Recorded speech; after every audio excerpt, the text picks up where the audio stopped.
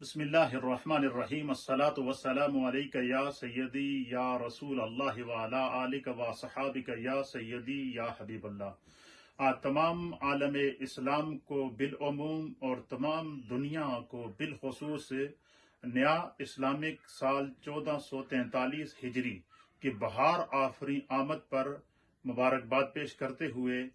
इस दुआ के साथ अल्लाह की बारगाह में हम नए साल का आगाज करने जा रहे हैं कि अल्लाह रब्बुल आलमीन इस नए साल को हम सब के लिए अमन वाला,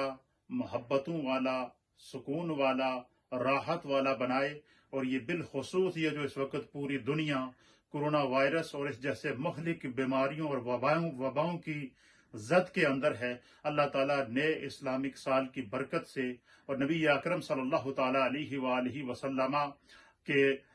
वसीला पाक से रब्बे करीम इस दुनिया से कोरोना वायरस जैसी वबा और इस जैसी मुख्तलिफ वबाओं और बीमारियों को अपनी रहमत की हवा के जरिए ख़त्म फरमाए। इस्लामिक साल मोहब्बत का पैगाम दे रहा है, अमन का पैगाम दे रहा है और इस साल का आगाज भी तज़किरा अमीरुल मोमिनीन खलीफतुल मुस्लिमीन हज़रत सैयदना फारूक आज़म के साथ हो रहा है। हज़रत फारूक आज़म वो हैं जिन्होंने पूरी दुनिया को निज़ाम